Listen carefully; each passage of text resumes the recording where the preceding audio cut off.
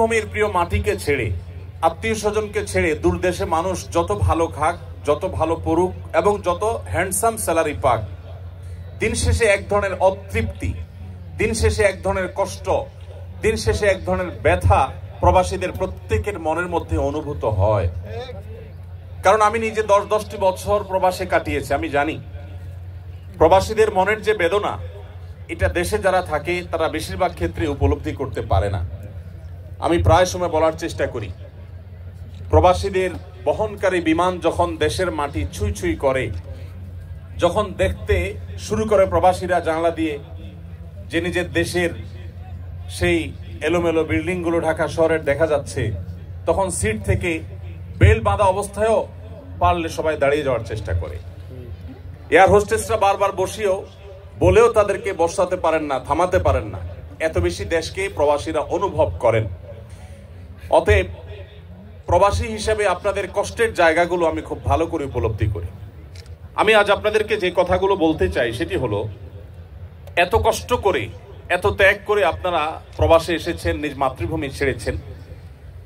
আপনার এই কষ্ট করে আসা যেন দুনিয়া এবং আখিরাত উভয় জগতের জন্য আপনার কল্যাণ বয়ে আনে, আপনার জন্য কোনো বিপদের কারণ না হয়, আপনাকে সেভাবে পদক্ষেপ গ্রহণ করতে হবে। সামান্য কিছু টাকা পয়সার জন্য, সামান্য একটু কেরিয়ারের জন্য, সামান্য একটু সার্টিফিকেটের জন্য, অথবা একটু ভালো থাকবার জন্য এসে যদি আপনার ঈমান, আমল, আপনার দিনদারিতা, আপনার তাকওয়াকে আপনি খুইয়ে বসেন, তাহলে এর চাইতে বড় দুঃখজনক, এর চাইতে বড় বেদনাদায়ক, এর চাইতে বড় কষ্টদায়ক আর কোনো বিষয় হতে পারে না। প্রিয় ভাইরা আমার, আমরা যারা প্রিয় মাতৃভূমি ছেড়ে, আপনজন ছেড়ে এখানে এসেছি, আমরা দূর দেশে পড়ে থেকে ছটপট করি, অনেক কষ্ট হয়, ফিল করি, অনুভব করি, নিজের দেশকে মিস করি অনেক বেশি, প্রিয়জনকে অনেক বেশি মিস করি। এত কষ্টের পরও এখানে এসে যদি আমাদের ঈমান, আমল, আমাদের দ্বীন, তাকওয়া, আমাদের আইডেন্টিটি অ্যাজ এ মুসলিম, আমাদের যে পরিচিতি, সে বিষয়গুলো যদি আমরা নষ্ট করে ফেলি, সেগুলো যদি আমাদের হারিয়ে ফেলি, তাহলে মনে রাখবেন এটাকেই বলা হয় খাসিরাত দুনিয়া ওয়াল আখিরা। দুনিয়াতেও মানুষ ধ্বংস হয়ে গেল, আখিরাতেও সে ক্ষতিগ্রস্ত হলো। কারণ দুনিয়াতে প্রিয়জনের সাথে থেকে আনন্দ, বিনোদন, ভালো লাগা, ভালোবাসাগুলোকে বিনিময় করতে পারলো না, আবার আখিরাতে তার ধ্বংস হয়ে গেল। আমরা কি কেউ সেটা চাই? আল্লাহ রাব্বুল আলামিন আমাদের সবাইকে এই প্রবাস জীবনকে আমাদের দুনিয়া এবং আখিরাত উভয় জগতের জন্য কল্যাণকর হিসাবে কবুল এবং মঞ্জুর করবেন, আমিন। প্রিয় ভাইরা আমার, আমি আপনাদের উদ্দেশ্যে কয়েকটি কথা বলতে চাই।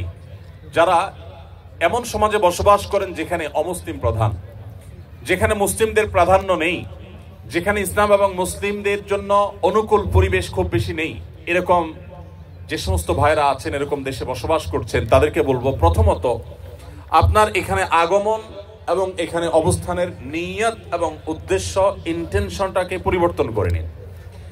আপনারা যারা এখানে সামান্য রুটি রুজির জন্য এসেছেন, ব্যবসা বাণিজ্যের জন্য এসেছেন, অনেকে হয়তো পড়াশোনা করার জন্য এসেছেন, আমি আপনাদেরকে বিনীতভাবে অনুরোধ করতে চাই, আপনার নিয়ত এবং আপনার উদ্দেশ্য হবে আপনি এখানে এসেছেন আল্লাহ রাব্বুল আলামিনকে সন্তুষ্ট করবার জন্য, এখানে এসেছেন ইসলামকে রিপ্রেজেন্ট করবার জন্য, এখানে এসেছেন আপনি ইসলামের দাওয়া মানুষকে দেওয়ার জন্য, ইসলামের পথে মানুষকে আহ্বান করার জন্য।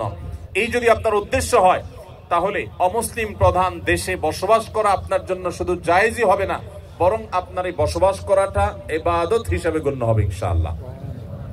আমি কি আপনাদেরকে বোঝাতে পেরেছি? তাহলে আপনি পেশায় যাই হন না কেন, আপনার পেশা যেটাই হোক না কেন, আপনি এই দেশে এসেছেন কেন? আপনি ইসলামের একজন দূত হয়ে এসেছেন, আপনি মুসলমানদের তরফ থেকে একজন দূত হয়ে এসেছেন। আপনি ইসলামের সৌন্দর্যগুলো আপনার আচার আচরণে, আপনার কাজকর্মে, আপনার চিন্তা ভাবনায়, আপনার নিয়মানুবর্তিতায়, আপনার শৃঙ্খলায়, আপনার কথাবার্তায়, আপনার সার্বিক সব কিছুর মাধ্যমে আপনি উপস্থাপন করার চেষ্টা করবেন। আপনার উদ্দেশ্যই হবে যে আমি অন্য ধর্মাবলম্বী যারা আছেন তাদেরকে ইসলামের ছায়াতলে আসার আহ্বান করব, আমি দাঈ ইলাল্লাহ হব, আল্লাহর পথে আহ্বানকারী হব, আল্লাহর দিকে মানুষকে ডাকবো। এটাই আমার মিশন, এটাই আমার ভিশন। এর পাশাপাশি এখানে আমার জীবন টিকাতে হলে, এখানে আমার জীবন ধারণ করতে হলে আমার হালাল উপার্জনের দরকার আছে। আমি ব্যবসা করি, আমি চাকরি করি, আমি অন্য যাই করি না কেন, এগুলো হলো আমার জীবন ধারণ করবার জন্য, কিন্তু আমার মূল উদ্দেশ্য হলো আল্লাহর দ্বীনকে এখানে ঘরে ঘরে মানুষের কাছে পৌঁছে দেওয়া। আমরা সবাই যদি এই নিয়তটা ঠিক করে নেই, পরিবর্তন করে নেই, তাহলেই আমাদের জন্য এখানে স্থায়ীভাবে বসবাস করা শুধু জায়েজই নয়, আবারও বলি ইবাদতে পরিগণিত হবে ইনশাআল্লাহ। প্রিয় ভাইরা, আপনারা জানেন আমাদের প্রিয় নবী সাল্লাল্লাহু আলাইহি সাল্লামের সাহাবীরা এক একজন এক এক এলাকায় চলে গেছেন। কোন সাহাবীর কবর পাওয়া যায় সুদূর চায়না, কোন সাহাবীর কবর পাওয়া যায় টার্কিতে, কোন সাহাবীর পাওয়া যায় ইজিপ্টে। বিভিন্ন এলাকাতে বিভিন্ন দেশে এক একজন সাহাবীর কবর বা অনেক সাহাবীদের কবর পাওয়া যায়। সাহাবীরা সে সমস্ত দেশে কেন গিয়েছেন আপনারা জানেন? কোন সাহাবী নবী করিম সাল্লাল্লাহু আলাইহি সাল্লামের ভালোবাসার মদিনা শহর ছেড়ে কেউই কিন্তু পার্থিব কোনো কারণে কখনো যাননি। মদিনা ছেড়ে কেউ কখনো 2 পয়সা রুজি করার জন্য কোনো জায়গায় কোন সাহাবী অন্তত যেতে পারেন না। প্রিয় ভাইরা আমার, যত সাহাবীদের কবর আমরা দেখি পৃথিবীর প্রান্তে প্রান্তে ছড়িয়ে আছে, তারা সবাই গিয়েছেন মুহাম্মদ সাল্লাল্লাহু আলাইহি সাল্লামের যে দ্বীন তারা পেয়েছেন সেই দ্বীনকে অন্যদের মাঝে পৌঁছে দেওয়ার জন্য, তাবলীগের জন্য, প্রচারের জন্য, দাওয়াতের জন্য তারা বের হয়েছেন। অতএব সেই একই উদ্দেশ্য আজও যদি আমাদের হয়, তাহলে আগামীর পৃথিবী হবে ইসলামের পৃথিবী, আগামীর পৃথিবী হবে মুসলমানদের পৃথিবী, আগামীর পৃথিবী হবে সুখ এবং স্বাচ্ছন্দ্যময় পৃথিবী। আগামী পৃথিবীতে ডিপ্রেশন থাকবে না, আত্মহত্যা থাকবে না, মানুষ কষ্টে থাকবে না। কারণ ইসলাম মানেই শান্তি। ইসলাম মানুষকে শান্তির পথে আহ্বান করে, দুনিয়ার শান্তি নিশ্চিত করে, আখিরাতের শান্তিও নিশ্চিত করে। অতএব আমাদের উদ্দেশ্য হবে আমরা এই দেশে এসেছি, বসবাস করছি আল্লাহর দ্বীনকে প্রচার করবার জন্য, মানুষকে ইসলামের পথে আহ্বান করার জন্য। আমরা সবাই নিয়ত করে নেব তো ইনশাআল্লাহ। আপনি হয়তো বলতে পারেন যে আমি একজন সাধারণ শিক্ষিত মানুষ বা আমি একজন মাদ্রাসা পড়ুয়া নয় এরকম মানুষ, আমি কিভাবে আল্লাহর দ্বীন এর পথে মানুষকে আহ্বান করব? আমি সে বিষয়ে আসবো ইনশাআল্লাহ। খুবই সহজ এবং খুবই সিম্পল একটি বিষয়। আমরা যদি চাই প্রত্যেকটা মানুষ দ্বীনের দায়ী হতে পারি, নবী করিম সাল্লাল্লাহু আলাইহি সাল্লামের সাহাবীদের মধ্যে একেবারে সাধারণ থেকে সাধারণ সাহাবীও আল্লাহর দ্বীনকে প্রচার করবার জন্য বেরিয়ে গেছেন। তাদের মাধ্যমে শত শত মানুষ মুসলমান হয়েছেন। আজ যে আপনি মুসলিম, আজ যে নিজে আপনি গর্ব করে নিজেকে ইসলামের পরিচয় পরিচিত করান, মনে রাখবেন সাহাবীরা পৃথিবীর বিভিন্ন দেশে দেশে যদি ইসলাম প্রচারের উদ্দেশ্যে না বের হতেন, তাহলে আপনার আমার বাপদাদারা, আমাদের পূর্বপুরুষরা তারা মুসলমান হতে পারতেন না। আমরাও কিন্তু মুসলমান এই পরিচয় গর্বের সাথে দিতে পারতাম না। অতএব আমাদের আগামীর পৃথিবী যদি মুসলমানের পৃথিবী হয়, আগামীর পৃথিবী যদি ইসলামের পৃথিবী হোক, সেটা আমরা চাই, তাহলে আমাদের উদ্দেশ্য হতে হবে আদ-দাওয়াতু ইলাল্লাহ, বা আল্লাহর পথে মানুষকে আহ্বান করা। আল্লাহর পথে আহ্বানকারী হব তো ইনশাআল্লাহ। মনে রাখবেন, আপনি একা ইবাদত বন্দেগী করে খুব অল্প পরিমাণ সওয়াব কামাতে পারবেন, কিন্তু আপনি যদি দাওয়াত দিয়ে মানুষকে ইসলামের পথে আনতে পারেন, যত মানুষ আপনার মাধ্যমে আসবে কিয়ামত পর্যন্ত, এই সব মানুষগুলো যত নেক আমল করবে, আল্লাহ রাব্বুল আলামিন আপনার আমল নামাতে সেই পরিমাণ সওয়াব দাখিল করাবেন, প্রবেশ করাবেন। এজন্য ভাইরা আমার, ইসলামের দাওয়াতের এই কাজ আমাদের প্রত্যেকের মিশন হতে হবে, ভিশন হতে হবে। আল্লাহ আমাদের সবাইকে সে তৌফিক দান করুন। দ্বিতীয়ত যে বিষয়টি বলবো তা হলো, আপনারা এদেশে এসেছেন ইসলাম প্রচারের স্বার্থে, কাজের স্বার্থে তো আপনারা এদেশের ভাষা শিখেনি, কিন্তু ইসলাম প্রচারের উদ্দেশ্যে আপনারা এদেশের ভাষাকে খুব ভালো করে রপ্ত করবেন। বিশেষ করে ওলামা ইকরাম এখানে আছেন, আমি তাদেরকে বিশেষভাবে বলতে চাই, আর আমার সম্মানিত শ্রোতা ভাইদেরকে বলতে চাই, বোনদেরকে বলতে চাই, আপনারা সবাই এই দেশের ভাষা সবচেয়ে গুরুত্ব দিয়ে আপনারা শিখে ফেলবেন। উদ্দেশ্য হবে কি, আমি ভাষা শিখলে আমার চাকরিটা একটু ভালোভাবে হয়তো আমি করতে পারবো, আমার হয়তো অবস্থানটা মজবুত হবে, আমি হয়তো ব্যবসাটা আরো সুন্দরভাবে করতে পারবো। উদ্দেশ্য হয়তো পার্থিব হতে পারে, কিন্তু এই ক্ষেত্রে আপনার উদ্দেশ্যকে ঠিক করে নেন। আমি ভাষা শিখবো কেন? এই কোরিয়ান ভাষা দিয়ে আমি কোরিয়ান ভাইদেরকে, যারা আমাদেরকে তাদের দেশে বসবাস করার সুযোগ দিয়েছে, যারা তাদের দেশে আমাদেরকে ওয়েলকাম করেছে, এদের দেশের অনেক সুন্দর দিক আছে আপনারা জানেন। তারা অনেক সুশৃঙ্খল, তারা সত্যবাদী, তারা কোনো মিথ্যা বলে না, তারা কোনো ছল ছাতুরিতে যায় না, তাদের মধ্যে অনেক ভালো ভালো দিক আছে, গুণ আছে। দুঃখের বিষয়, মুসলমান নামধারী হলেও আমরা অনেকে সে সমস্ত গুণগুলো নিজেদের মধ্যে ধারণ করতে পারিনি। তো এই মানুষগুলো যারা আমাদেরকে এই যে এখানে এত সুন্দর একটা প্রোগ্রাম করার সুযোগ দিয়েছে, একটা বিশ্ববিদ্যালয় মাঠে এত চমৎকার করে ভিনদেশী মানুষদেরকে তারা কাজের সুযোগ দিয়েছেন, আমি ব্যক্তিগতভাবে তাদের সবার প্রতি কৃতজ্ঞতা জ্ঞাপন করছি, যারা এই সুযোগ দিয়েছেন এবং সামনেও তারা এই সুযোগ দিবেন বলে আমরা আশা করি। তো এই যে সুযোগ তারা দিচ্ছেন আমাদেরকে, তাদের প্রতি আমাদের দায় আছে না নেই? আমরা জান্নাতে কি একা যেতে চাই না তাদেরকে নিয়ে যেতে চাই? আল্লাহ রাব্বুল আলামিন আমাদের সবাইকে, আমাদের কোরিয়ান ভাইদেরকে নিয়ে জান্নাতে যাওয়ার তৌফিক দান করুন। আমরা তাদেরকে অনন্ত অসীমকালের সুখের ঠিকানা দেখতে চাই কি চাই না? যদি চাই তাহলে তাদের ভাষা আমাদেরকে শিখতে হবে, কারণ তাদের ভাষা শিখলে আমি ইসলামটাকে আমি আমার মতো করে, তাদের বোঝার মতো করে আমি উপস্থাপন করতে পারবো। এই জন্য ভাইরা, আপনারা কোরিয়ান ভাষাটা খুব ভালো করে রপ্ত করবেন। আবার বলছি, উদ্দেশ্য হবে যে আমি তাদেরকে আল্লাহর পথে আহ্বান করব। আমি জাপানে গিয়েছি, টোকিওতে আমি বাংলাদেশি প্রবাসী ভাইদেরকে দেখেছি। অনেক বাংলাদেশি ভাইরা আছেন যাদের হাতে অগণিত জাপানিজরা মুসলমান হয়েছেন। মনে রাখবেন, তাদের বেশিরভাগ মানুষ কোনো ধর্ম বিশ্বাস না করলেও সেই মানুষগুলোর মধ্যে হক এবং ভালোকে অনুসন্ধান করার এক মানসিকতা আছে। কারণ নবী সাল্লাল্লাহু আলাইহি ওয়াসাল্লাম বলেছেন, কুল্লু মাউলুদিন ইউলাদু আলাল ফিতরা, প্রত্যেকটি শিশু, প্রত্যেকটা মানুষ জন্মগ্রহণ করে প্রকৃতিগতভাবে মুসলমান হয়ে, তার ভিতরে ইসলামের প্রতি টান থাকে, ঈমান থাকে, এটা নিয়ে সে দুনিয়াতে আসে। অতএব তাদের মধ্যে সত্যের অনুসন্ধান আছে। আমরা সেটাকে যথাযথভাবে উপস্থাপন করতে না পারা, এটা আমাদের দুর্বলতা, এটা আমাদের ব্যর্থতা। আপনারা জানেন, এদেশের গলিতে গলিতে গির্জা দেখা যায়। আমি আগামী 20, 25, 30, 50 বছর পর এদেশের গলিতে গলিতে যেভাবে গির্জা দেখা যাচ্ছে, তার চাইতে বেশি পরিমাণে মসজিদের মিনার দেখার স্বপ্ন দেখছি। আল্লাহ কবুল করবো না আমি। আপনারা কি চান এদেশের গলিতে গলিতে এভাবে মসজিদের মিনার হোক? আপনারা কি চান সেটা? যদি চান, আপনাদের প্রত্যেককে দায়ী হইতে হবে, ইসলাম প্রচারক হতে হবে। আপনারা যদি দায়ী হতে রাজি থাকেন, আমি প্রতিশ্রুতি দিচ্ছি, ইমাম সাহেবগণ, ওলামা একরাম আছেন, তারা যদি বলেন যে আমাদের প্রবাসী ভাইদের মধ্যে বিশেষায়িত প্রোগ্রাম করে কেউ যদি দায়ী আল্লাহ হতে চান, ইসলাম প্রচারে কাজ করতে চান, তাহলে আমরা তাদেরকে বিশেষভাবে প্রশিক্ষণ দেওয়া, তাদেরকে সময় দেওয়া, তাদের জন্য আলাদা প্রোগ্রামের অ্যারেঞ্জ করার জন্য আমি ইনশাআল্লাহ সময় দিতে প্রস্তুত আছি। ভাইরা আমার, ডক্টর জাকির নায়েক কি কোনো মাদ্রাসা পড়ালেখা করেছেন? তিনি যদি একজন জেনারেল শিক্ষিত মানুষ হয়ে, একজন চিকিৎসক পেশায় একজন চিকিৎসক হয়ে যদি আল্লাহর দ্বীনের পথে গোটা পৃথিবীর মানুষকে আহ্বান করতে পারেন, তাহলে আপনি আমি পারবো কি পারবো না? ইনশাআল্লাহ। আমাদের সবার এর জন্য সৎ সাহস লাগবে। আমরা এক একজন ইসলাম এবং মুসলমানদের পক্ষ থেকে দূত হয়ে এই দেশে শেষ দিন পর্যন্ত আমরা বসবাস করবো ইনশাআল্লাহ। তাহলে দ্বিতীয়ত যেটি বলেছি, তা হলো এই দেশের মানুষের ভাষা আপনাদেরকে শিখতে হবে। আপনারা জানেন, এখানে অনেক খ্রিস্টান মিশনারি ভাইয়েরা, বোনেরা, তারা আপনাদেরকে কেমন আছেন বলে যখন প্রশ্ন করে, তখন আপনাদের কাছে অনেক ভালো লাগা কাজ করে, কারণ আপনার ভাষা তারা জানে, তাই না? এর চাইতে বড় দুর্ভাগ্যজনক বিষয় কি হতে পারে? মুহাম্মদ সাল্লাল্লাহু আলাইহি সাল্লামের উম্মত আপনি, আল্লাহর পক্ষ থেকে একমাত্র দ্বীনের ধারক আপনি, অথচ আপনাকে দাওয়াত দেওয়া হচ্ছে খ্রিস্ট ধর্মের। আপনি আপনার দ্বীনকে সুন্দরভাবে, সুচারুরূপে, অত্যন্ত চমৎকার ভাবে এদেশে মানুষের সামনে উপস্থাপন আপনি করতে পারেন নাই। এর চাইতে লজ্জার, এর চাইতে দুঃখের আর কিছু হতে পারে না। প্রিয় কোরিয়ান প্রবাসী ভাইরা, কোরিয়া প্রবাসী ভাইরা, আমি আপনাদেরকে উদাত্ত আহ্বান করতে চাই, আপনারা সবাই যদি সজাগ হন, আপনারা যদি সচেতন হন, আপনারা যদি দায়িত্বশীল হন, আমার বিশ্বাস খুব বেশি দিন লাগবে না যে ইনশাআল্লাহ এদেশের মোড়ে মোড়ে, রাস্তা রাস্তায় ইনশাআল্লাহ আজানের ধ্বনি শোনা যাবে। আমরা সবাই চেষ্টা করবো তো ইনশাআল্লাহ। নাম্বার 3, মনে রাখবেন, ইসলামের পথে আহ্বান করবার জন্য আপনার মুখের বক্তব্য অথবা আপনার লেখনির চাইতে অনেক বেশি পাওয়ারফুল একটা মাধ্যম আপনার কাছে আছে। সেটা কি? সেটা হলো আপনার আমার নিজেদের আচার আচরণ, আমাদের কাজ কারবার, এই বিষয়গুলো অন্য ধর্মাবলম্বীদেরকে যেন ভাবতে বাধ্য করে যে মুসলমানদের দ্বীন এতটাই সুশৃঙ্খল, এতটাই চমৎকার, এই দ্বীন সম্পর্কে জানতে যেন তারা আগ্রহী হয়, তারা যেন কৌতূহলী হয়, তাদের মধ্যে যেন আগ্রহ জাগে, আগ্রহ জন্মায় যে ইসলামটা কি, তারা যেন জানতে চেষ্টা করে। এই জন্য ভাইরা, আমি আপনাদেরকে বলতে চাই, গত বছরও আপনাদেরকে বলেছি, আপনারা এক একজন এখানে যারা আছেন, আপনারা প্রত্যেকে 2টি করে ডিপার্টমেন্টে আপনারা রিপ্রেজেন্ট করছেন।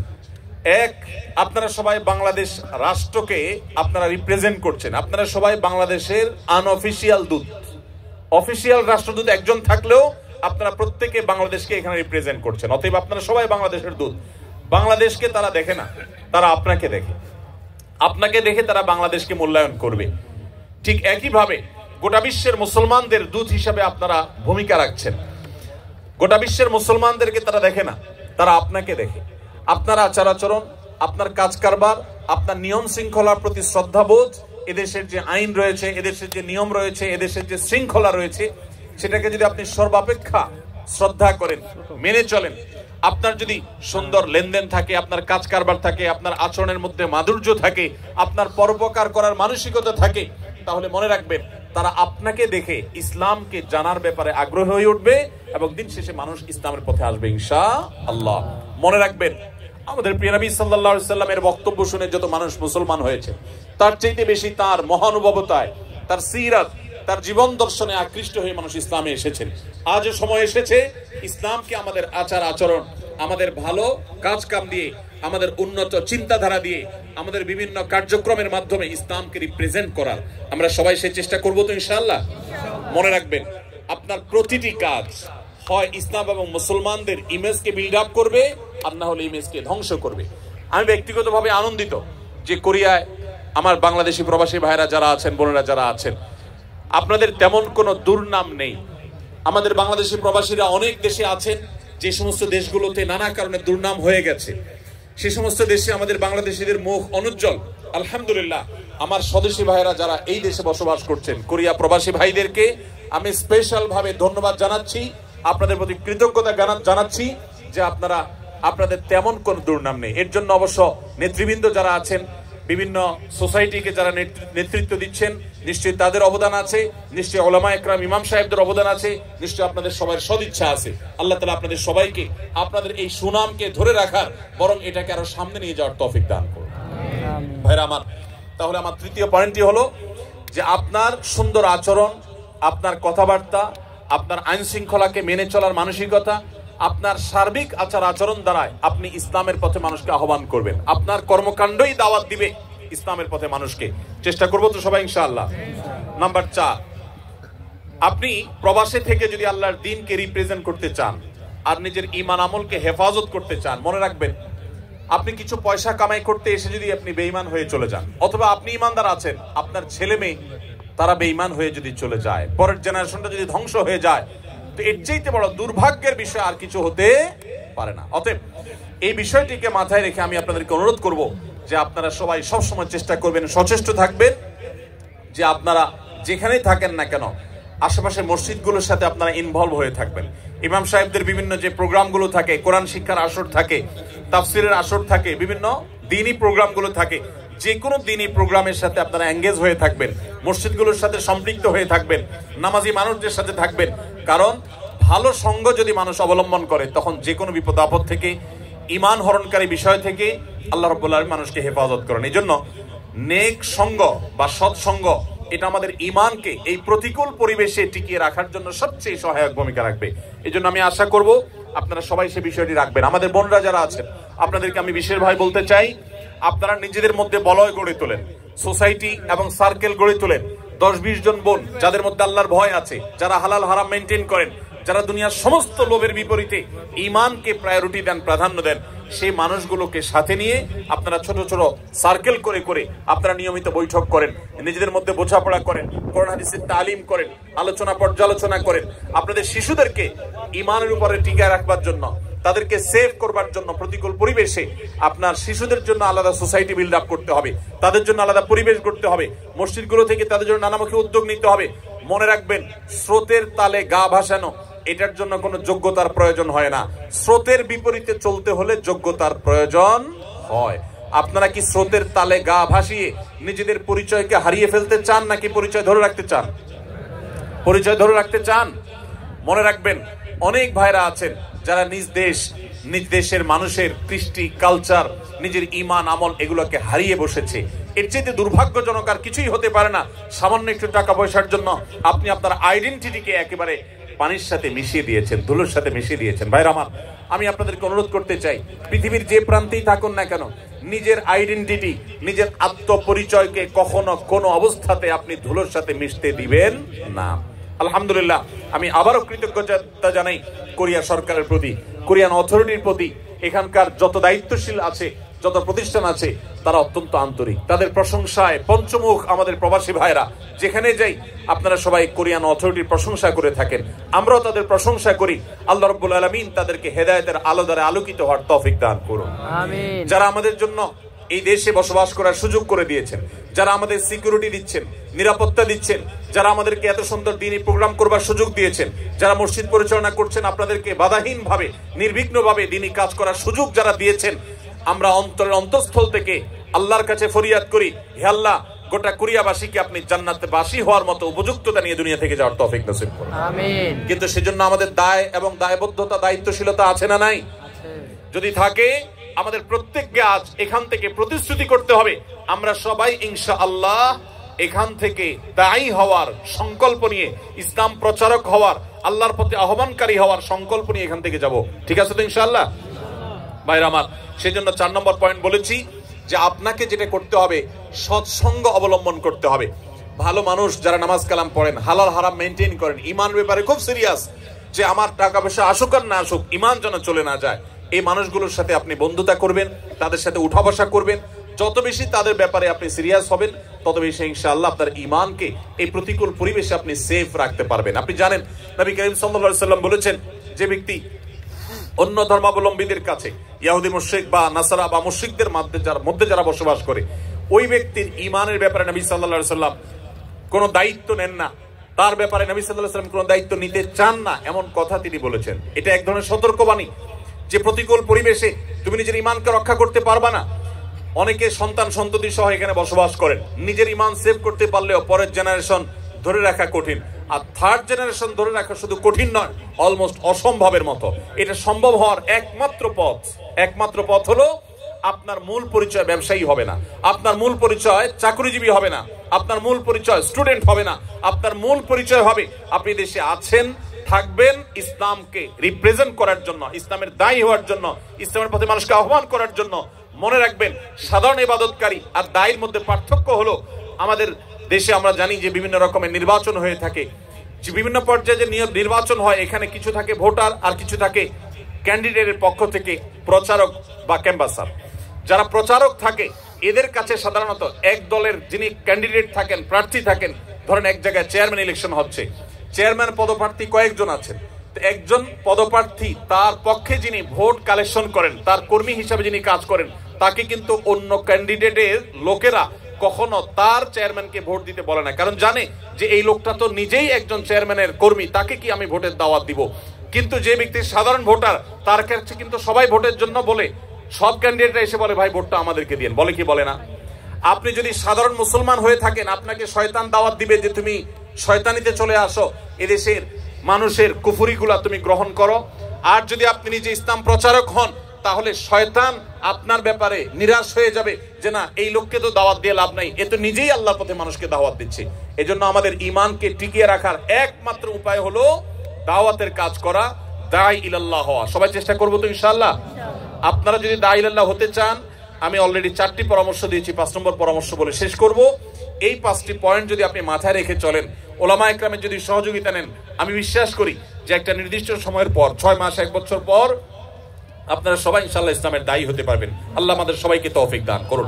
5 নম্বর সর্বশেষ যে পয়েন্টটি বলতে চাই তা হলো, ইসলামের পথে মানুষকে আহ্বান করার জন্য আল্লাহ সুবহানাহু ওয়া তাআলার কাছে চোখের পানি ফেলে দোয়া করতে হবে। আমি শুরু থেকে বলছি, যে দেশ আমাদেরকে এত সুযোগ দিয়েছে, যে দেশ আমাদেরকে নিরাপদে বসবাস করার সুযোগ দিয়েছে, আমাদের প্রিয় স্বদেশে পর্যন্ত আমরা অনেকে এতটা নিরাপদ না। ঠিকই ঠিক না বলেন? আমাদের প্রিয় স্বদেশেও আমরা অনেকে এলাকাতে গেলে পালিয়ে বেড়াইতে হয়, অনেকে আছেন যে নানান মামলা মোকদ্দমা দিয়ে রাখা হয়, এয়ারপোর্ট থেকে অনেককে হয়রানি করা শুরু করা হয়।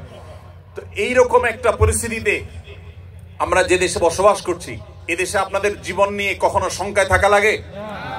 আপনাদের সম্পদ নিয়ে কখনো ভয় করা লাগে? তো যে দেশের মানুষ আমাদেরকে এতটা নিরাপত্তা দিয়েছে, এতটা সুযোগ দিয়েছে, আমি এখান থেকে হালাল উপার্জন করার সুযোগ পাচ্ছি, আমরা তাদের প্রতি যে কৃতজ্ঞতা বোধ, সেই কৃতজ্ঞতা বোধ থেকে আজ থেকে আপনার যত দোয়া হবে, আপনি প্রত্যেক দোয়াতে একবারের জন্য হলে বলবেন, আল্লাহ এদেশের যে মানুষগুলো এত সুন্দর, এত সভ্য, এত ভদ্র, এত সত্য কথা বলে, এত সৎ এবং ন্যায়পরায়ণ, শুধু তাদের ঈমানটুকু নেই, হে আল্লাহ আপনি আমাকে ক্যাপাবল করে দেন, আমাকে সেই যোগ্যতা দেন, আমি যেন তাদের সবাইকে ঈমানের পথে আহ্বান করতে পারি। দোয়া করা যাবে না ইনশাআল্লাহ? আল্লাহ আপনি তাদের সবাইকে হেদায়েত দান করেন, তাদের জন্য দোয়া করা যাবে না ইনশাআল্লাহ? আমরা যদি আজকে এখানে যত হাজার মানুষ আছি, আজ থেকে যদি আমরা নিয়মিত প্রত্যেক দোয়াতে আমরা যদি চোখের পানি ফেলে আল্লাহর কাছে ফরিয়াদ করি যে আল্লাহ তুমি এই মাটিকে ইসলামের জন্য কবুল করো, আল্লাহ এদেশের মানুষগুলোকে ইসলামের জন্য কবুল করো। আল্লাহ এরা যদি ইসলামের পথে চলে আসে তাহলে ইসলামের আসল সৌন্দর্য মানুষ দেখতে পাবে, কারণ এদের আচার আচরণ, এদের ন্যায় নীতি, এদের অনেক কর্মকাণ্ড অলরেডি কোরআন হাদিস যা বলেছে তার বাস্তব রূপ হিসাবে আমরা দেখতে পাচ্ছি। শুধু ঈমানটা যদি প্লাস করা যায় তাহলে তারাই হবে আমাদের সামনে সবচেয়ে উত্তম মডেল, সবচেয়ে উত্তম আদর্শ। হে আল্লাহ, আপনি তাদেরকে ঈমান দান করেন। আপনি যে সুপারভাইজারের অধীনে কাজ করেন আপনি তার নাম ধরে আল্লাহর কাছে দোয়া করবেন। আপনি যে কোম্পানিতে কাজ করেন সেই কোম্পানির মালিকদের জন্য আল্লাহর কাছে দোয়া করবেন। আপনি যে এলাকায় বসবাস করেন সে এলাকার অন্য ধর্মাবলম্বী ভাইদের জন্য দোয়া করবেন। এভাবে যদি সবার জন্য আপনি দোয়া করেন, চোখের পানি ফেলেন, মনে রাখবেন নবী করিম সাল্লাল্লাহু আলাইহি সাল্লাম বদরের সময় আল্লাহর কাছে চোখের পানি ফেলে দোয়া করেছেন এবং বলেছেন, আল্লাহ যদি আপনি চান আজকের পরে আর আপনাকে ইবাদত কেউ করার থাকবে না তো সেটা হতে পারে, আর যদি আপনি চান আপনার দিনকে টিকাবেন সেটাও হতে পারে। আল্লাহর কাছে ফরিয়াদ করে তিনি হেদায়েতের সাফল্য, দ্বীন এবং ঈমানের সাফল্য তিনি কামনা করেছেন।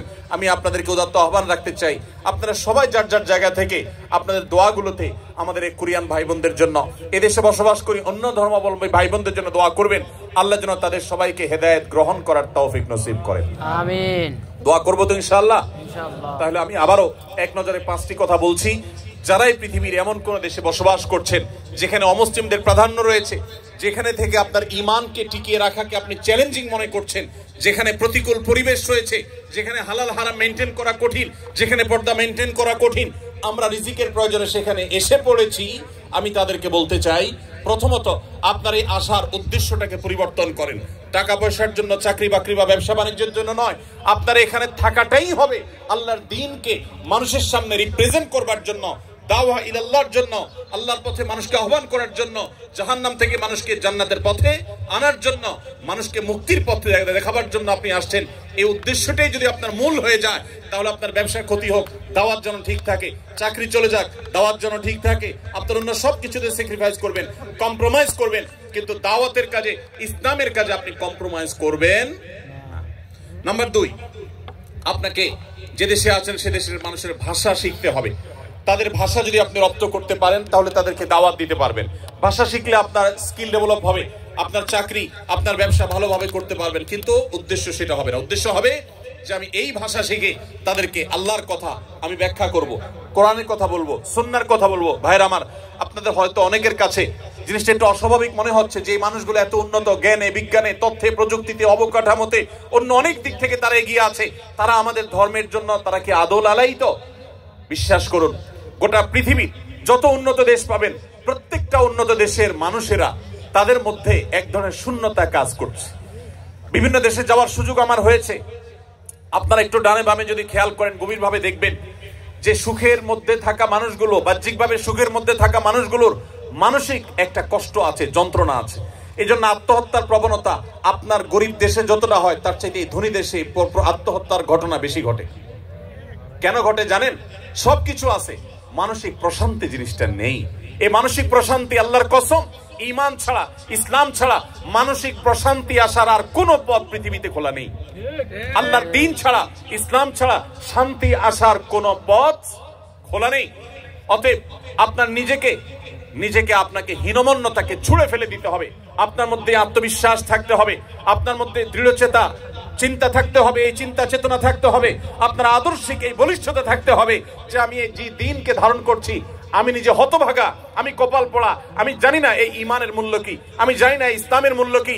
যে ইসলাম নাই যার মধ্যে, তার টাকা পয়সা আছে, জ্ঞান বিজ্ঞান আছে, তথ্য প্রযুক্তি আছে, বিজনেস আছে, তার মধ্যে অনেক কিছু আছে, কিন্তু তার মানসিক প্রশান্তি জিনিসটা নেই। তারা এক ধরনের হতাশার মধ্যে থাকে, ডিপ্রেশনের মধ্যে থাকে, কারণ তাদের আসলে বলার কোনো জায়গা নেই। যে আল্লাহর প্রতি বিশ্বাস করে, আল্লাহ তাআলা বলেছেন যালিকা বিআন্নাল্লাহা মাওলাল্লাযীনা আমানু ওয়া আন্নাল কাফিরিনা লা মাওলা লাহুম। ঈমানদারদের অভিভাবক আছে, যত কষ্ট আছে সে তাহাজ্জুদে উঠে আল্লাহর কাছে চোখের পানি ফেলে দোয়া করে বলে, 5 ওয়াক্ত নামাজের পরে বলে, বিভিন্ন সময় 2 হাত তুলে বলে, মাবুদ আমি বিপদে আছি। তার একটা বলার জায়গা আছে। কিন্তু যারা আল্লাহর প্রতি বিশ্বাস নেই তাদের বলার কোনো জায়গা নেই। তাদের মানসিক কষ্ট নিয়ে তারা ডিপ্রেশন ভোগ করতে করতে তারা দুনিয়া থেকে চলে যায়। এই জন্য বলি, হীনমন্যতাকে দূরে সরেন। আপনার টাকা নেই, আপনার পয়সা নেই, আপনার বাহ্যিক আচার আচরণও হয়তো ভালো না, এজ এ মুসলিম যতটুকু হওয়া দরকার ততটুকু হয়তো না, কিন্তু আপনার ঈমান আছে, যে ঈমান হয়তো তাদের নাই। অতএব তাদেরকে ঈমানটা আমাদের ডেলিভারি করতে হবে ইনশাআল্লাহ। এই জন্য ভাষা শিখতে হবে। তৃতীয়ত বলেছি, উন্নত চরিত্র, সুন্দর আচরণ আমাদেরকে ধারণ করতে হবে। মনে রাখবেন, তারা আমাদের ধর্মগ্রন্থ পড়ে না, তারা আমাদেরকে দেখে। অন্য ধর্মাবলম্বীরা আমাদের ধর্মগ্রন্থ পড়ে, কিন্তু তারা আমাদেরকে পড়ে। ব্যক্তি আপনাকে আমাকে পড়ে, আপনার আমার কাজকর্ম, আমার উঠা বসা, আপনার আমার চলাফেরা, আমাদের সব কিছু তারা দেখে। এটা পড়ে তারা রিড করার চেষ্টা করে যে ইসলামটা আসলে কি, ইসলামটা কি, ইসলামের সংজ্ঞা তারা কোরআন খুলে পড়ে না, হাদিস খুলে পড়ে না, তারা আপনার চেহারা, আপনার কাজে, আমার কাজে তারা পড়ে। অতএব আমাদের কাজ কর্মের সৌন্দর্যের সবটুকুন এখানে উজাড় করে দিতে হবে। এদেশের মানুষের যে সততা, নিষ্ঠা, সত্যবাদিতা, এদের মধ্যে যে ছলছাড়াছাড়ি না করার প্রবণতা, এই ভালো গুণগুলো আমি আশা করব যারা দেশে ফিরে যাবেন অথবা এখানে থাকবেন, এই ভালো গুণগুলো অর্জন করতে কোনো কার্পণ্য করবেন না। তাদেরকে আপনি ঈমান দিবেন, আর তাদের কাছ থেকে যে আখলাকটা অলরেডি কোরআন হাদিসে আপনাকে বলা হয়েছে সেটা আপনি ধারণ করার চেষ্টা করবেন ইনশাআল্লাহ। 4 নম্বর বলেছি, আপনার দাওয়াতের কাজের জন্য, ঈমানকে রক্ষা করবার জন্য প্রতিকূল পরিবেশে ভালো মানুষদের সঙ্গ, মসজিদ কেন্দ্রিক আপনি উঠা বসা করবেন। কখনো নামাজি আল্লাহওয়ালা মানুষের সঙ্গ আপনি হাতছাড়া করবেন না। সর্বশেষ আল্লাহর কাছে চোখের পানি ফেলবেন, দোয়া করবেন আল্লাহ রাব্বুল আলামিন আপনাকে, আমাকে, আমাদের সবাইকে প্রতিকূল পরিবেশে ঈমানের উপরে টিকে থাকার তৌফিক দান করুন, বলুন আমিন। আমরা চাই কিনা যে আমরা যখন কিয়ামতের দিন আল্লাহর সামনে হাজির হব, আমাদের পেছনে শত শত মানুষ লাইন ধরে থাকবে, যে মানুষগুলো আমাদের মাধ্যমে ইসলামে এসেছে, তাদেরকে নিয়ে আমরা জান্নাতে যেতে চাই কি চাই না বলেন তো? সবাই চান? কে কে চান একটু হাত তুলে দেখান তো। আল্লাহ আমাদের সবার হাতগুলোকে আপনি কবুলে মঞ্জুর করেন। আল্লাহ আমাদের সবার হাতগুলোকে আপনি কবুলে মঞ্জুর করেন। আল্লাহ আমাদের সবাইকে জান্নাতে যাওয়ার তৌফিক দান করেন। শত শত মানুষকে নিয়ে জান্নাতে যাওয়ার তৌফিক দান করুন। আল্লাহ এই কোরিয়ার মাটিকে আপনি ইসলামের জন্য কবুলে মঞ্জুর করুন। আমিন। জাযাকুমুল্লাহ খাইর ওয়া আখিরু দাওয়ানা আলহামদুলিল্লাহি রাব্বিল আলামিন। ভাই, যেহেতু প্রশ্ন উত্তর আছে, আবার সময় একেবারে কম, বেঁধে আমি প্রশ্ন উত্তরে চলে যাচ্ছি। খুব বেশি দীর্ঘায়িত করলাম না আলোচনা। আপনাদের অগণিত প্রশ্ন আছে। আমি গত বছরও যে প্রশ্নগুলোর উত্তর দিতে পারি নাই, আমি মাওলানা ওমর ফারুককে বিশেষভাবে ধন্যবাদ জানাই যে তিনি সেই প্রশ্নগুলো রেখে দিয়েছেন এবং আমাকে বাক্স ধরাই দিয়েছেন যে গত বছরের যে প্রশ্নের উত্তর আপনার দেওয়ার বাকি ছিল সেগুলো উত্তর দিয়ে তারপর এবার যাবেন।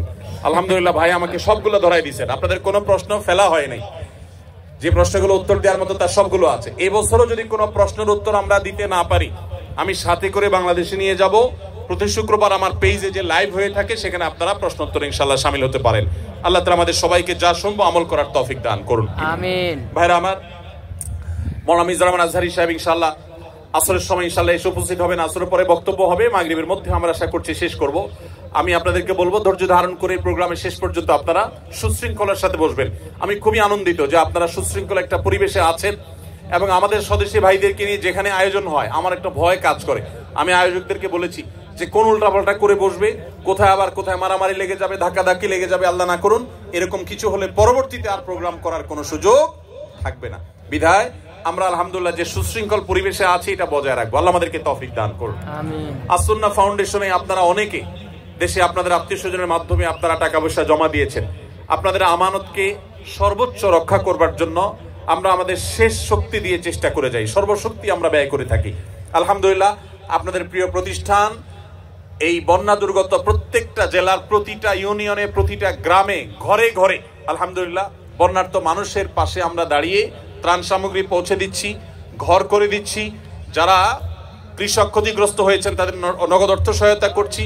এবং আপনারা জানেন যে আলহামদুলিল্লাহ আমাদের আসুন্নাহ ফাউন্ডেশন থেকে অনেক আগেই আমরা বলেছি 100 কোটি টাকা ক্রস করেছে, সেটা হয়তো 130 কোটি টাকাও ক্রস করে গেছে এবং পুরো টাকাটা ইনশাআল্লাহ আমরা এই বন্যা দুর্গত মানুষদের কল্যাণে কাজ করব। আপনাদেরকে বলতে চাই আপনারাও এভাবে যেখানে থাকেন মানুষের কল্যাণে কাজ করবেন। এদেশে আছেন, এদেশ থেকে শুধু নিবেন না, এদেশকে দেওয়ারও চেষ্টা করবেন। ঠিক আছে তো ইনশাআল্লাহ? জাযাকুমুল্লাহ খাইর। অনেক প্রশ্ন আসছে, আমি সবার প্রশ্নের উত্তর দেওয়ার চেষ্টা করব যতটুকু সম্ভব ইনশাআল্লাহ। আমি চেষ্টা করবো টাচ করার। প্রথম প্রশ্ন, কোরিয়ার মধ্যে আমরা কিভাবে দৃষ্টিকে নত রাখবো এবং নিজের ঈমানকে বাঁচিয়ে রাখবো এই সম্পর্কে কিছু বলবেন। ঈমান বাঁচিয়ে রাখার জন্য ইতিমধ্যে আমরা কয়েকটি পরামর্শ দিয়েছি, যে পরামর্শগুলো আমল করলে বা সেগুলো লক্ষ্য করলে ইনশাআল্লাহ আপনি ঈমান বাঁচিয়ে রাখতে পারবেন।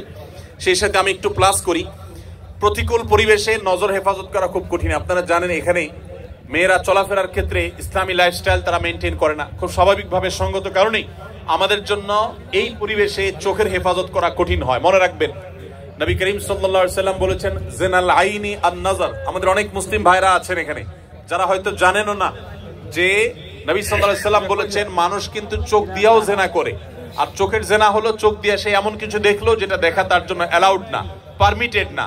একজন নারী তিনি যদি বেপর্দা থাকেন, তিনি যদি অশ্লীল বা খোলামেলা পোশাকে চলাফেরা করেন, আপনি আপনার দৃষ্টিকে সংযত রাখবেন। যথাসম্ভব আপনার দৃষ্টি সীমানা এরকম কোন মহিলা, এরকম কোন নারী পড়লে সাথে সাথে নিজের নজরকে আপনি সংযত করে নেবেন। আল্লাহ তাআলা বলেছেন কুল্লিল মুমিনিনা ইয়াগুদ্দু মিন আবসারিহিম ওয়া ইয়াহফাযু ফুরুজাহুম। হে আল্লাহ তাআলা বলেছেন তার রাসূলকে, হে রাসূল আপনি ঈমানদারদেরকে বলে দিন তারা যেন তাদের দৃষ্টিগুলোকে সংযত করে, অবনত করে। আমি জানি এই কাজটা শুধু কঠিন নয়, মহা কঠিন।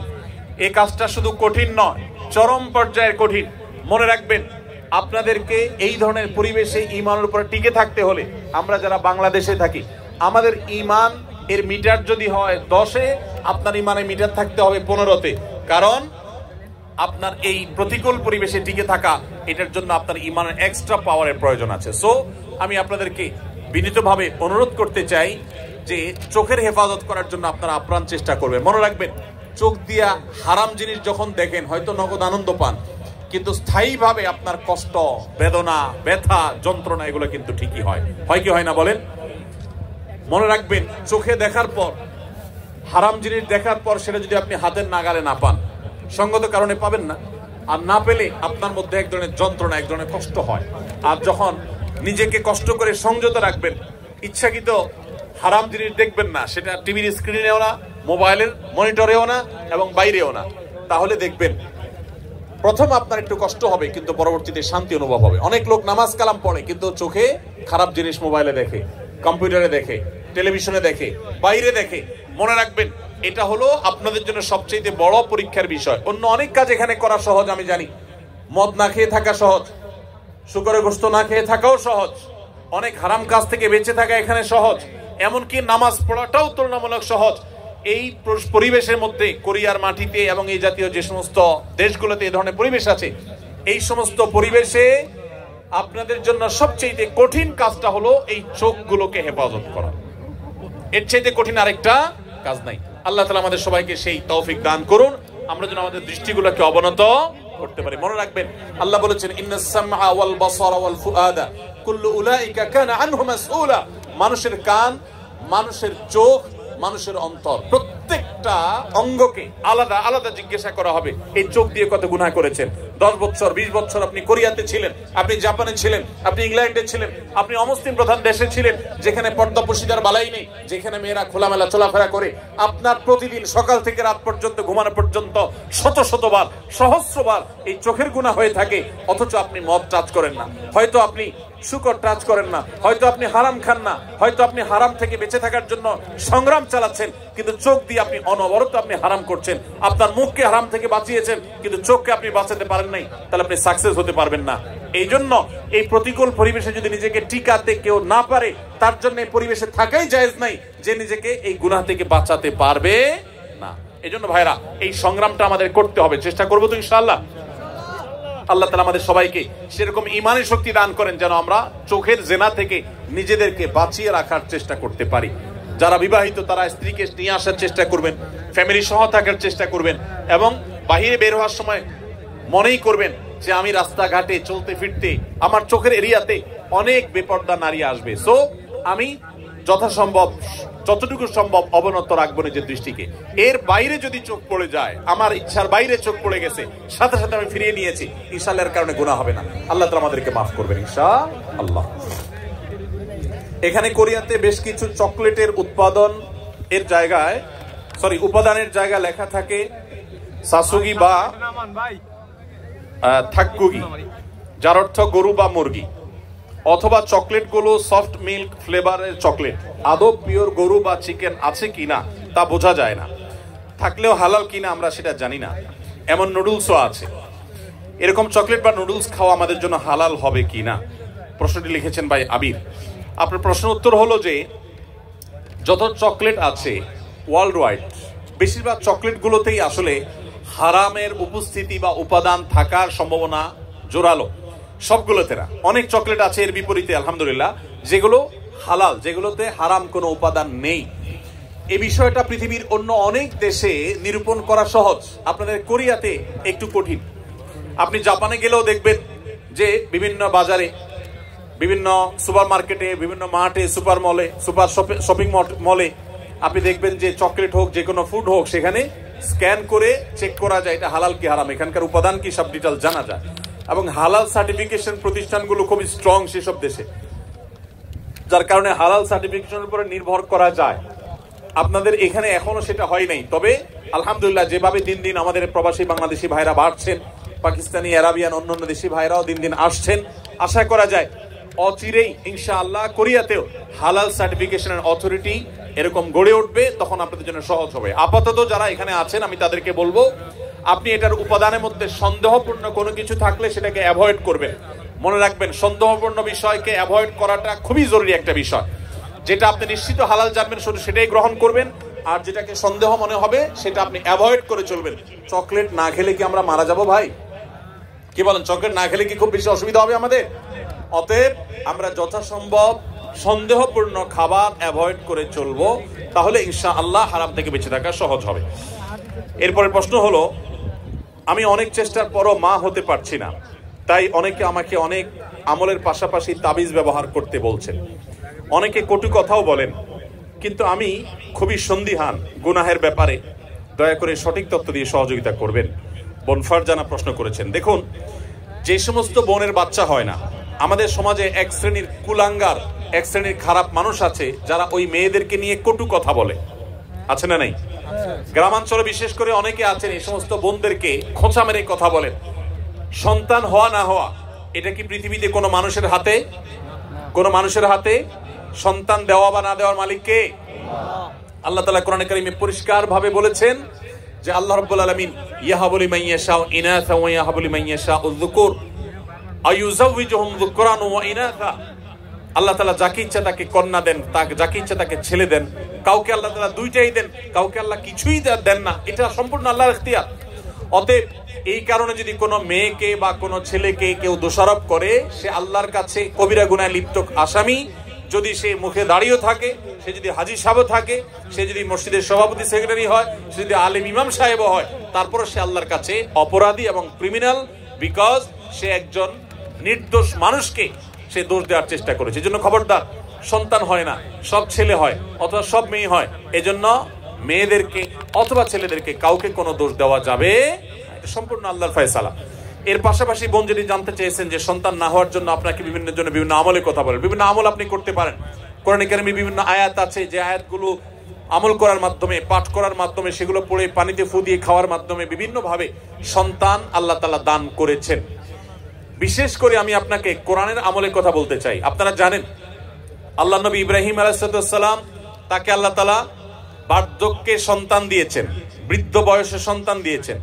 আল্লাহর আরেক নবী জাকারিয়া আলাইহিস সালামকে আল্লাহ তাআলা বৃদ্ধ বয়সে সন্তান দিয়েছেন, যে বয়সে সন্তানের আশাই তারা ছেড়ে দিয়েছিলেন, নিরাশ হয়ে গেছেন যে বয়সে সন্তান হবে না। ঠিক তখন আল্লাহ তাআলা অলৌকিকভাবে সন্তান দিয়েছেন। তারা আল্লাহর কাছে সন্তান চেয়ে দোয়া করেছেন। সেই দোয়াগুলো আপনিও করতে পারেন, স্বামী স্ত্রী উভয় নিয়মিত করতে পারেন। তার ভিতরে একটা দোয়া হলো রব্বি হাবলি মিনাস সলিহিন, আল্লাহ আপনি আমাকে নেক সন্তান দান করেন। এই দোয়া বেশি বেশি পাঠ করবেন। এমনকি যাদের সন্তান আছে, আবারও সন্তান হবে সে আশা রাখেন, আপনি আল্লাহর কাছে দোয়া করবেন রব্বি হাবলি মিনাস সলিহিন। আমার সাথে বলেন সবাই, রব্বি হাবলি মিনাস সলিহিন। এর অর্থ হলো, হে আল্লাহ আপনি আমাকে নেক সন্তান দান করেন। মনে রাখবেন, আপনার ছেলে মেয়ে, আপনার সন্তান সন্ততি যদি নেক হয়, আল্লাহ ভীরু হয়, তাদের মধ্যে যদি আল্লাহর ভয় থাকে, তাহলে সেক্ষেত্রে এই সন্তান আপনার জন্য সবচেয়ে বেশি উপভোগ্য হবে, আপনার দুনিয়ার জীবনকে জান্নাতে পরিণত করবে, আখিরাত তো আছেই। এই জন্য নেক সন্তান আল্লাহর কাছে সবসময় কামনা করবেন। সন্তান যদি অমানুষ হয়, এর চাইতে বড় দুর্ভাগ্যের আর কিছু হতে। আমি জাপানে গিয়েছি, সেখানে দেখেছি, এখানকার কালচারও আপনারা আমার চাইতে আরো ভালো জানেন। অনেকেই আছেন একটা কুকুর সাথে নিয়ে তাদের দিন যাপন করে, আছে না নাই? আপনাদের চোখের মধ্যে পড়ে কি পড়ে না? বৃদ্ধ বয়সে একজন মানুষ একটা কুকুরের বাচ্চা, কুকুরের একটা ছানাকে নিয়ে তার দিন রাত সে পার করে দেয়, তার সবকিছু সে শেষ করে দেয় শুধু একটা কুকুরের বাচ্চাকে সাথে নিয়ে। এই জিনিসটা কি আমাদের জন্য খুব কাঙ্ক্ষিত না অনাকাঙ্ক্ষিত বলেন তো? এটা কি কাঙ্ক্ষিত? এরা কেন এরকম করে? কারণ ওই যে সন্তান সন্ততি নাতিপুতি তাদেরকে হাতের কাছে পায় না। মানুষ আদর করতে পারলে কেউ তো আর পশু আদর করে থাকতো না ভাইরা আমার। এই জন্য আপনাদেরকে আমি বলতে চাই, নিজের সন্তানকে যদি ঈমান শিখান, তাওহীদ শিখান, মনে রাখবেন পৃথিবীতে ঈমানদার কোন সন্তান তার বাবা মাকে বার্ধক্যে রেখে দূরে চিরকালের জন্য সম্পর্ক ছিন্ন করে চলে যেতে পারে। আপনারা দেখেছেন অনেকে, গত কদিন আগে নিউজ হয়েছে আমাদের দেশে, মূলধারা মিডিয়াগুলোতে উঠে এসেছে যে জাপানে অল্প সময়ের ব্যবধানে হাজার হাজার মানুষ পাওয়া গেছে যারা বাসায় মরে পচে, অনেকে আছেন যে কয়েক মাস পর জানা গেছে যে লোকটা মারা গেছেন, তারপর পুলিশ গিয়ে দরজা ভেঙে তাদেরকে লাশ উদ্ধার করেছেন। কারণ তারা একাকী থাকতেন, কেউ সাথে থাকতো না। এর চাইতে বড় বেদনার, এর চাইতে বড় যন্ত্রণার, এর চাইতে বড় কষ্টের আর কি হতে পারে যে বার্ধক্যে এসে তারা কোনো মানুষ পাবে না। আপনি যদি চান যে আপনার সন্তান সন্ততি মৃত্যুর আগ পর্যন্ত আপনার পাশে থাকবে, আপনাকে আগলে রাখবে, আপনাকে স্নেহ মমতা দিবে, ভালোবাসা দিবে, তাহলে মনে রাখবেন একমাত্র পথ তাদেরকে মুসলমান বানানো, আল্লাহ ভীরু বানানো। আপনি যদি তাদেরকে বিজ্ঞানী বানান, সায়েন্টিস্ট বানান, আপনি তাদেরকে শিক্ষিত বানান, বড় ব্যবসায়ী বানান, বড় পদাধিকারী বানান, কিন্তু ঈমান শিখান নাই, তাওহীদ শিখান নাই, তাকওয়া শিখান নাই, ইসলাম শিখান নাই, আমি শপথ করে বলতে পারি আপনার এই সন্তান আপনার বিপদের কারণ হওয়ার সমূহ সম্ভাবনা আছে। এজন্য সন্তান নেক হোক আমরা সবাই চাই কি চাই না বলেন? তাহলে দোয়া করতে হবে। যে বোন চেয়েছেন তার জন্য এবং অন্য সবার জন্য বলছি, রব্বি হাবলি মিনাস সালিহিন, বেশি বেশি করে পাঠ করবেন। আরেকটা দোয়া হলো রব্বি লা তাদারনি ফারদা ওয়া আনতা খায়রুল ওয়ারিসিন। বিশেষ করে যাদের সন্তান হয় না তারা এই দোয়াটা বেশি বেশি পাঠ করবেন, রব্বি লা তাযারনি ফারদা, হে আল্লাহ আমাকে একা আপনি রেখে দিবেন না, ওয়া আনতা খায়রুল ওয়ারিসিন, আপনি সর্বোত্তম ওয়ারিস, তারপরও আপনি আমাকে নেক সন্তান দান করুন। এই দোয়ার মধ্যে সেটি চাওয়া হয়েছে। অতএব রব্বি লা তাযারনি ফারদা ওয়া আনতা খায়রুল ওয়ারিসিন এই দোয়া পাঠ করবেন ইনশাআল্লাহ তাআলা। এর বাইরেও আরো বহু দোয়া আছে, রব্বি হাবলি মিন লাদুনকা যুররিয়াতান তাইয়্যিবা, রব্বি হাবলি মিন লাদুনকা যুররিয়াতান তাইয়্যিবা, আল্লাহ আপনার পক্ষ থেকে আপনি আমাকে পবিত্র এবং ভালো সন্তান দান করেন। ইন্নাকা সামিউদ দুআ, আপনি দোয়া শ্রবণকারী। আমি আমার জীবনে বুঝজ্ঞান হয়েছে থেকে নিয়ে একটি দোয়া ছাড়ি নাই। রব্বানা হাব লানা মিন আজওয়াজিনা ওয়া যুররিয়াতিনা কুররাতা আয়ুন ওয়াজআলনা লিল মুত্তাকিনা ইমামা। সূরা ফুরকান আয়াত নম্বর 74, 74 আয়াত নম্বর। সূরার নাম হলো সূরা আল ফুরকান। এই আয়াতে যে দোয়া আছে, এখানে যারা অবিবাহিত আছেন তারা এই দোয়া এখন থেকে পাঠ করতে পারেন। আল্লাহ তাআলা নেক বা ভালো স্ত্রী যদি জীবনে না দেন তো আপনার জীবনে অনেক কিছু হওয়ার পরও সুখ শান্তি আপনি পাবেন না। সো নেক স্ত্রী এবং মেয়েদের জন্য নেক স্বামী, এই উভয় পক্ষের জন্য একই দোয়া, কমন দোয়া, আপনারা দোয়াটা পড়তে পারেন নেক সন্তানের জন্য। আমি যে বোন দোয়া চেয়েছেন, পরামর্শ চেয়েছেন, তাকে বলবো এই দোয়াগুলো আপনি বেশি বেশি পড়বেন। সূরা ফুরকানের 74 নম্বর আয়াত, এর বাইরে আরো 3টা দোয়া বলেছি, রব্বি হাবলি মিনাস সালিহিন, রব্বি লা তাযারনি ফারদা ওয়া আনতা খায়রুল ওয়ারিসিন, রব্বি হাবলি মিন লাদুনকা যুররিয়াতান তাইয়্যিবা ইন্নাকা সামিউদ দুআ। এই 4টি দোয়া নিয়মিত পড়বেন, ইনশাআল্লাহ সন্তানহীনতার কষ্ট দূর হবে।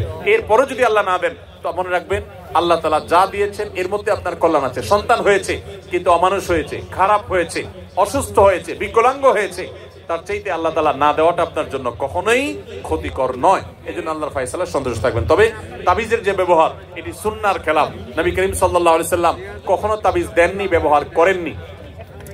এই তাবিজের ব্যবহারে কোরআনে কারীমের আয়াত থাকলে সেটা জায়েজ কিনা জায়েজ, এটা নিয়ে ওলামাদের যে ইখতিলাফ বা মতমত পার্থক্য আছে, এর ঊর্ধ্বে উঠে আপনি নিশ্চিতভাবে জানতে পারেন তাবিজের ব্যবহার এটা নবী সাল্লাল্লাহু আলাইহি সাল্লামের সুন্নাহ না।